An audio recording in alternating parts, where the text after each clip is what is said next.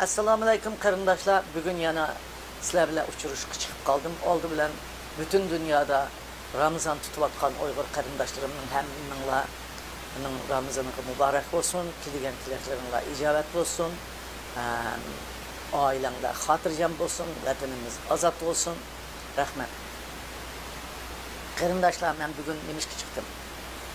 Naytma 2-3 kun kayfiyatim yaxshi emas. U kayfiyatimning yaxshi bo'lmagani Özünlə bilisizlər, dünya uğur qurultayını aran ornudan yelep turğuzsaq, onun uşaq düşək gəpli çıxıb hazır dava qıvatqan bolsunmu, dünyada əslidəki inavətinə aid düşüb, bunun içində hər xil adamlar çıxıb getib, bolmuğur gəplər, ağızğa ağızsız haqarətlər xalqımızga muşundaq tərtibsiz adamlar tüpəyli, əxlaqsız adamlar tüpəyli bir təşkilatımızın bizge vekil olup tuğan teşkilatımızdan halkaralık inavetini düşürüp etti. Onun için bir kısım adamlar inkılap kılınıvatı da kalan bilen Uygur'a vekil karakterlik, Uygur'unu julup müstakil kılmen deydiği adam dünya korkutunun içinde hazır yok diyerlik. Dava kıvatı da bir kısım kişilik hukuk o bu da. Lakin burunki dünya Uygur kultunun silkip Uygur, bütün dünyada Uygur vekil vatanın kolumuzda alımızdaydı Allah hazır azlap getdi. Çünkü muşundaq nurun qalayımqançılıqlar boğalığı için. Bunun sebebi Uygur halkına emas. Bizden müstemlikinin derdi hem adamların ki az sandaki adamların ki qalayımqançılığıdan oldu. Endi muşunda turup bir yerde birden bir qalğan bütün dünyaya Uygur'un avazını yetkizvatkan, Uygur için keç gündüz Amerika Kongresi'nin içinde, senatörünün içinde, Taşkı İşler Ministri de, her kandak bəxbi orullar olsa, hem orullarda Uygur için jürüp, Uygur'un işki işlerini ap çıkıp dünyaya, Uygur'un bulavatkan, dede ahvalını dünyaya yetkizvatkan, Radio Free Aja bilen Uygur Amerika uyuşumuz kaldı.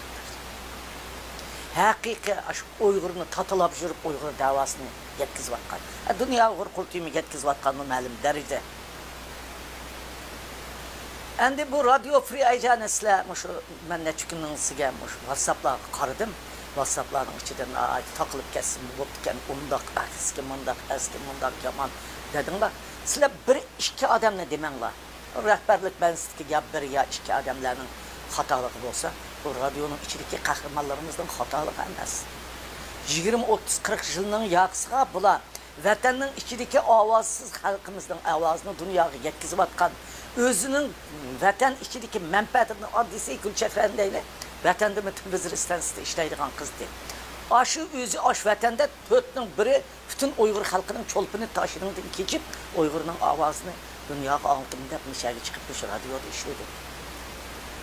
Ya şunun da keç gündüz işlepmiş, keç gündüz Uygur'un avazını yetkizvatkan, mesela Şöhret Uşur'un deyilin, nədir məsələ olub qaz, keç-keçilep şularını tepip, aşlarını aşkarlavatkan, muşundaq muhbirlərimiz, radyonun içindeki bütün cancılarımız, umumə yetqan vaxtda radyonun içindekiler, hem muhbirler, hem Uygur'un inkılapçıları, hem Uygur'un avazı.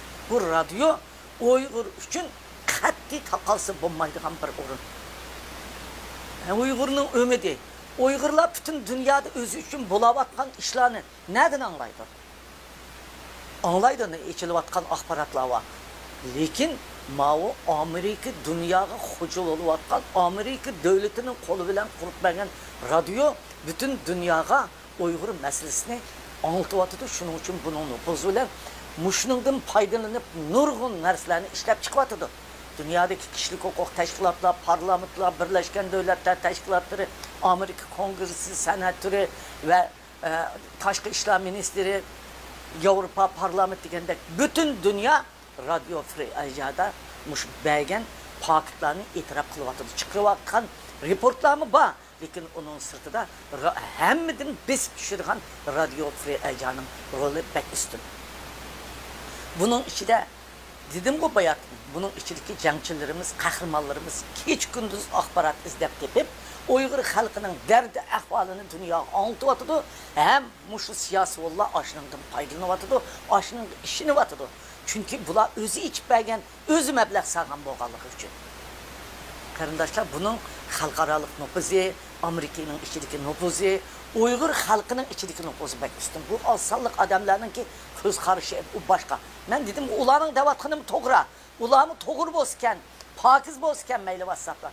Sen bizning xalqimizning pulini elib, sen dunyodan bergan pulni elib, maydonni kirib, yana sen mushuni to'g'ri ish qilmaysan, mushunda qalaymiqan xato yo'lga manga senda talab qilgani to'g'ri.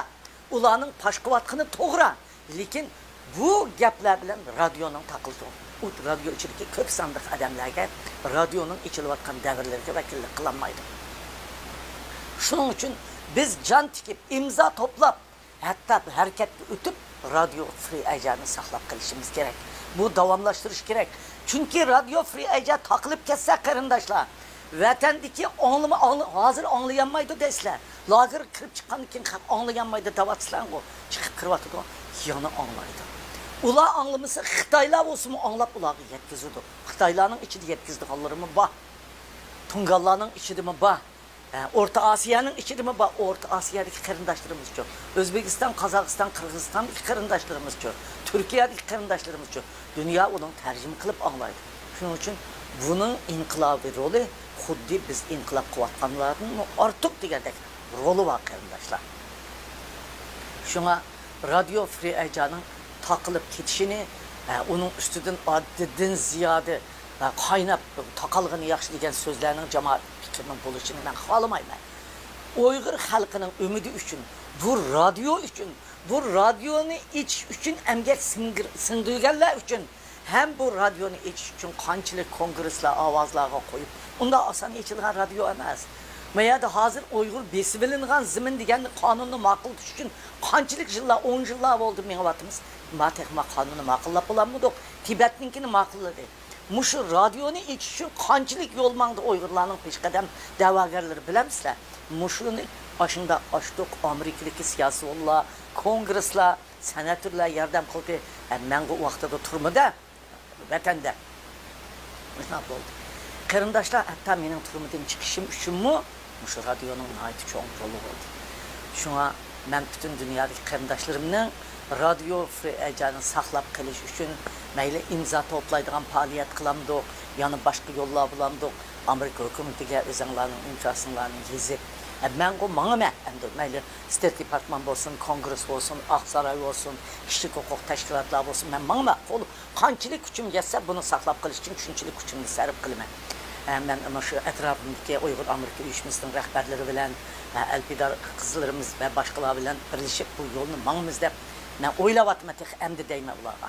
Yani haddidan ziyoda radio hujum qilib, og'zinglarni buzib, jamoat fikri hozirlamasliginglarni umid qilaman. Rahmat sizlarga.